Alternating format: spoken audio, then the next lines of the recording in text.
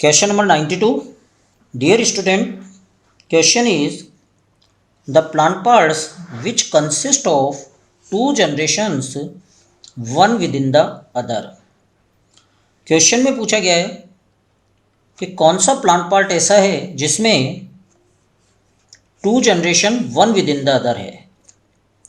सबसे पहले हम बात करें टू जनरेशन्स की।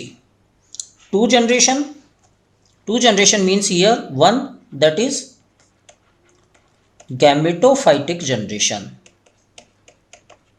और haploid generation, and second generation that is sporophytic generation और 2n generation.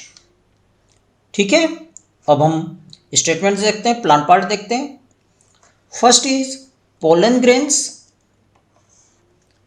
Inside the anther. अगर हम यहां देखें pollen grains,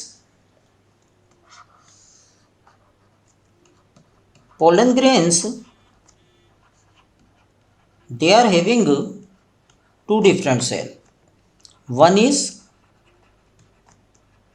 generative cell and second is vegetative cell.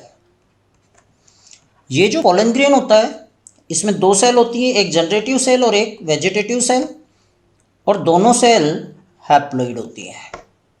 So pollen grain represent the gametophytic generation.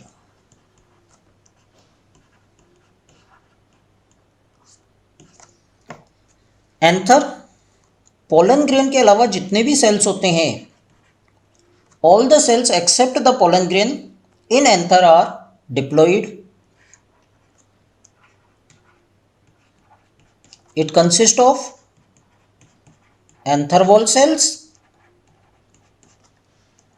तो ये जो एंथर वॉल सेल होती हैं ये डिप्लॉइड होती है और ये स्पोरोफाइट को रिप्रेजेंट करती है। Pollen grain inside the anther, pollen grain gametophyte, anther sporophyte. So two generation one with in the other, तो ये सही होगा। B, germinated pollen grain with two male gametes. अगर हम जर्मिनेटेड पोलन ग्रेन की बात करें,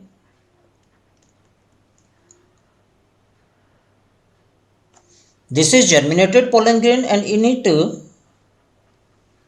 this is the vegetative cell nucleus.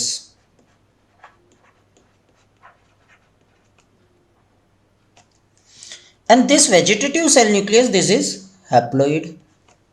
ये वेजिटेटिव सेल न्यूक्लियस हैप्लॉइड होता है और टू मेल गैमेट्स, और ये जो मेल गैमेट्स होते हैं ये भी हैप्लॉइड होते हैं। Means germinated pollen grain with two male gamete represent only gametophytic generation। तो इसमें केवल एक जनरेशन होगी, इसलिए ये गलत होगा। Third is seed inside the fruit. अगर हम सीड की बात करें तो seed it consist of seed coat and embryo, and seed coat and embryo both are diploid. Seed coat और एम्ब्रियो जो होते हैं ये दोनों के दोनों डिप्लॉइड होते हैं। मीन्स ये दोनों के दोनों स्पोरोफाइटिक है। देन फ्रूट, तो जो फ्रूट वॉल होती है ये फ्रूट वॉल भी डिप्लॉइड होती है। तो यहां पर seed and fruit both represent the sporophytic generation, तो ये भी गलत होगा। D, embryo sac inside the ovule. अगर हम बात करें एम्ब्रियोसेक की,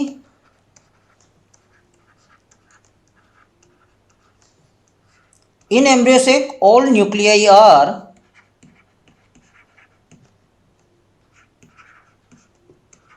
haploid. Means embryosac represent the gametophytic generation or it is female gametophyte. Ovule,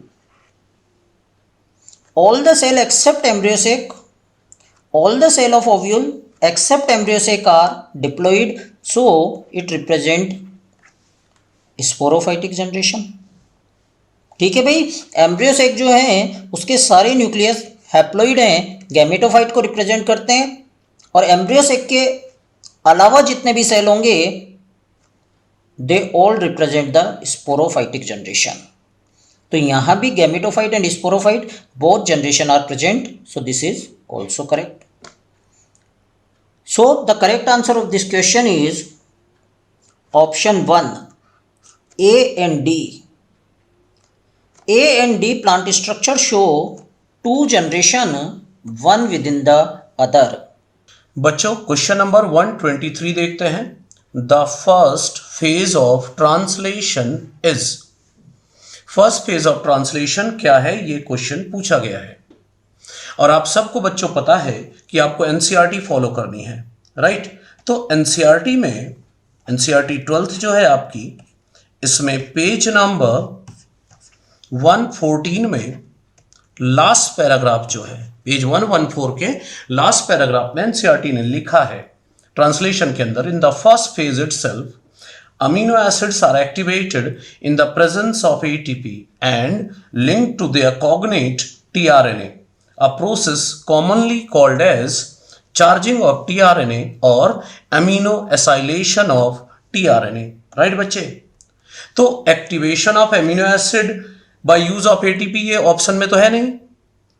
हां, चार्जिंग ऑफ टीआरएनए या एमिनो एसाइलेशन ऑफ टीआरएनए जरूर है। तो हम एनसीईआरटी फॉलो करते हुए इसका आंसर देंगे amino acylation of tRNA. Right बच्चों, तो आंसर क्या होगा? 4th, right.